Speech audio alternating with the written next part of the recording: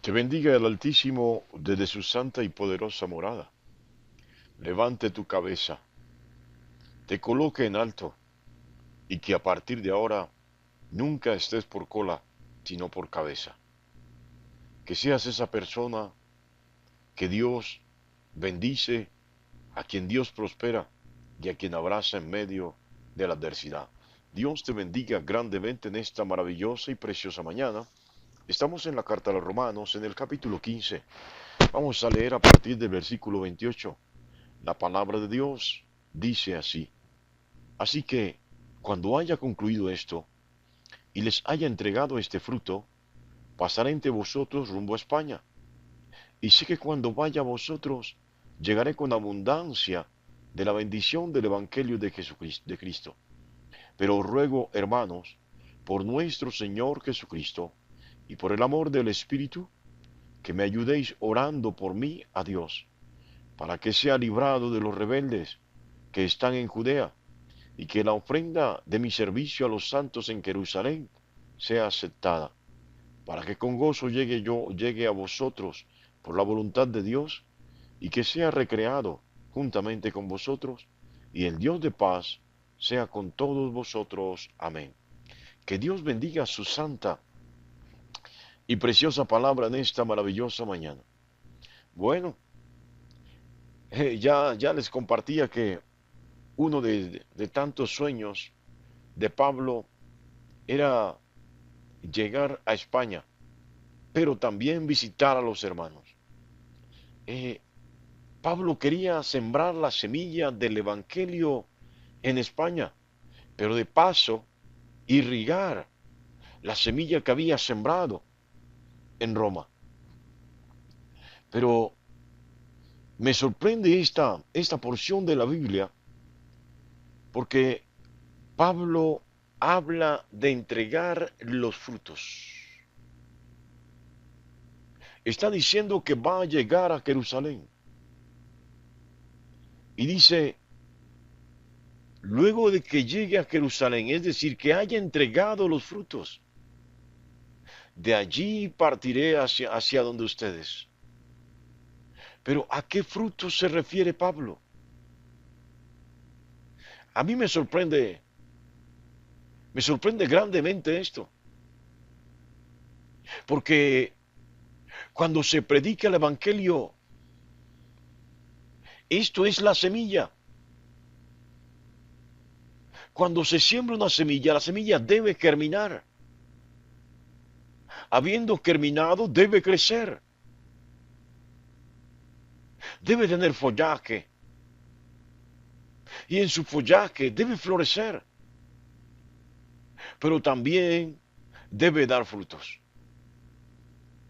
Palabras más, palabras menos, Pablo está diciendo que de una u otra manera, esa semilla que esparció en gran parte del Mediterráneo, esa semilla que esparció en Asia, en Turquía, en las diferentes iglesias de los diferentes pueblos, esa semilla creció, floreció y ha dado fruto. Y cual, si los hermanos, los judeocristianos, los judíos cristianos de Jerusalén fueran los mayordomos, él, como servidor fiel, ha recogido los frutos y los lleva para honrar con ellos, con esos frutos, a la iglesia de Jerusalén. ¿Sabe? Alguien que no lleva fruto es alguien que está bajo maldición. Alguien que no tiene frutos es alguien que no ha crecido realmente. Es esa semilla que no murió para renacer de nuevo y crecer correctamente. Por allá en el Evangelio, según San Juan, Jesús lo dice abiertamente: yo os he elegido a vosotros. Vosotros no me elegisteis a mí. Yo os he elegido a vosotros para que vayáis y llevéis fruto y vuestro fruto permanezca para siempre. Es decir, está hablando de un fruto visible. Y aquí Pablo habla de esos frutos.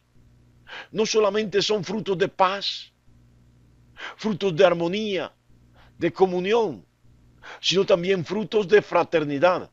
Ojo, y esto en especie realmente.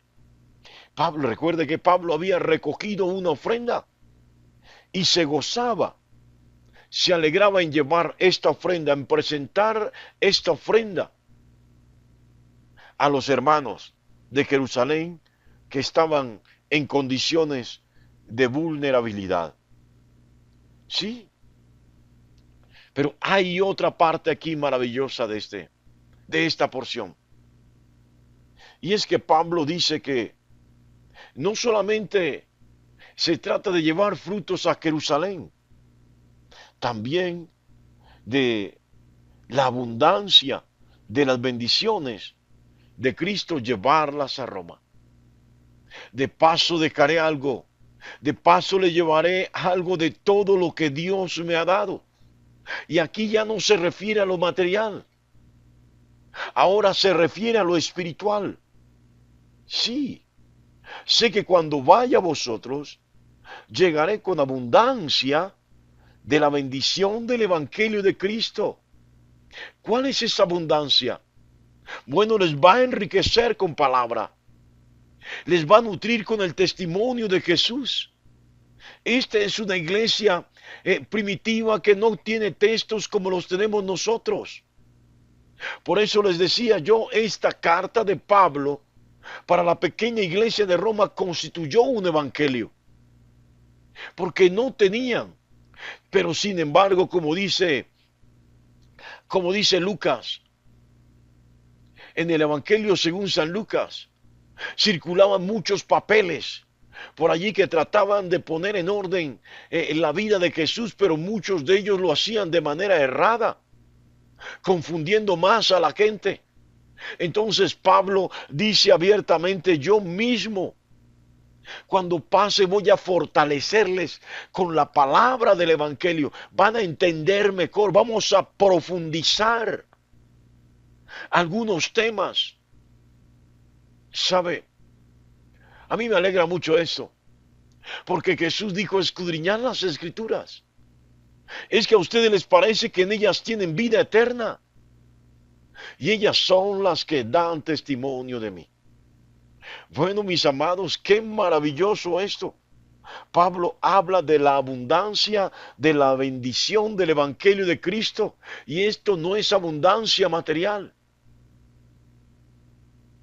¿Sabe? Pablo, dedicado al mensaje de salvación, no era un hombre acaudalado. Si en algún momento lo fue, téngalo por seguro que después de tantos años dejó de serlo. Téngalo por seguro que este era un hombre que vivía por fe. Así que él no está hablando de haberse enriquecido a causa del Evangelio. Lejos del pueblo de Dios aquellos que usan la palabra de Dios, el Evangelio, como ganancia. No que alguien no pueda recibir las bendiciones y los frutos de la predicación del Evangelio. Pero cuando alguien quiere o pretende hacerse rico predicando el Evangelio, lejos de nosotros esos. Sí, porque Pablo en lugar de enriquecerse se empobreció al conocer a Jesús. Y aquí habla de una riqueza, la riqueza del Evangelio de Jesús. Cuando habla de la abundancia, está hablando de la riqueza del Evangelio, de todo lo que Dios le ha dado a él. En cuanto a la palabra del Evangelio de Jesús. Y está muy interesado en compartirlo. Bueno, ya lo decía yo, cuando alguien en el colegio, en la universidad realmente tiene conocimiento, no se, no se molesta porque porque no lo entiendan. No, todo lo contrario. Busca los mecanismos para que lo entiendan. Busca los métodos para que comprendan. Pero lo esencial es depositar ese conocimiento. Lo esencial es enseñar, es orientar, es dar de esa riqueza que tiene. Pero cuando alguien realmente no está formado académicamente, y esto en torno al docente, lo que hace es colocar barreras para que el estudiante no entienda, no comprenda.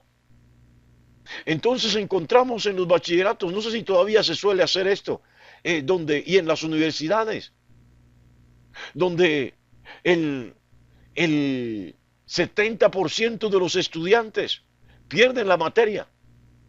Bueno, yo creo que el reprobado es el profesor. Yo creo que el que no tiene la habilidad, la capacidad, el conocimiento suficiente para transmitir lo que quiere enseñar es el docente. Así que quien queda descalificado es el docente. Quien realmente tiene conocimiento, quien realmente está capacitado. Dentro de esa capacitación también tiene la facilidad para transmitir lo que está enseñando y busca los mecanismos necesarios, los métodos para que lo entiendan. Y Pablo es este personaje que se ha enriquecido con la palabra del Señor. No, cuando hablo de enriquecerse, no hablo de lo material. No, lejos de Pablo la avaricia, la codicia, no. Óigalo bien. Es este personaje que ha recibido de parte de Dios este conocimiento maravilloso y está interesado en compartirlo. Quiere compartirlo con los hermanos. En su carta, Pablo habla abiertamente y clama abiertamente que los hermanos, los que han creído en Jesucristo, aquellos que su espíritu está alineado con el Espíritu de Dios, aquellos que tienen el Espíritu Santo, Pablo le ruega que le ayuden a él. Ojo, no les pide comida, no les pide ofrenda, no les pide primicias, no les pide dinero, les pide que le ayuden orando a Dios.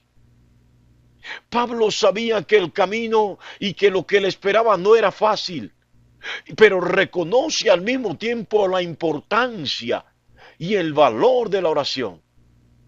Aún más, siendo Pablo,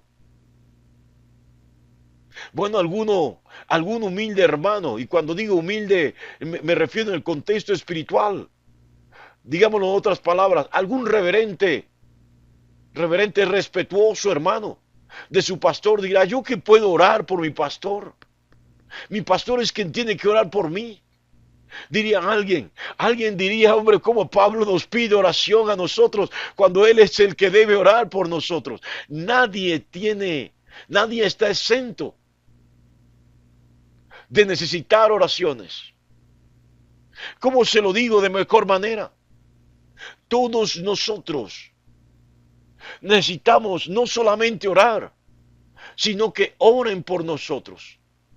Sí, la oración tiene un poder tremendo, mis amados. Y Pablo necesitaba la oración de toda la iglesia para poder soportar todo lo que se le venía. ¿Sabe? Pablo iría a Jerusalén. Sería puesto preso. Intentarían matarlo. Sí. Pablo luego lo subirían a un barco preso para llevarlo a Roma.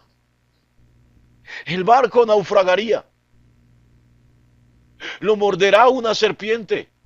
Bueno, reenviemos eso, el barco naufragará.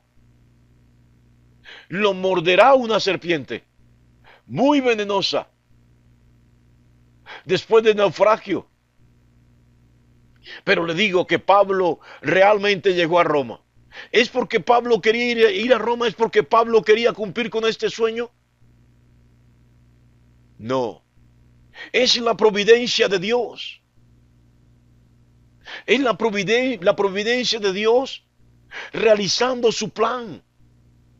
Pero las oraciones de los hermanos, sin lugar a dudas, ayudaron a que ese camino que fue difícil, Pablo pudiera soportarlo.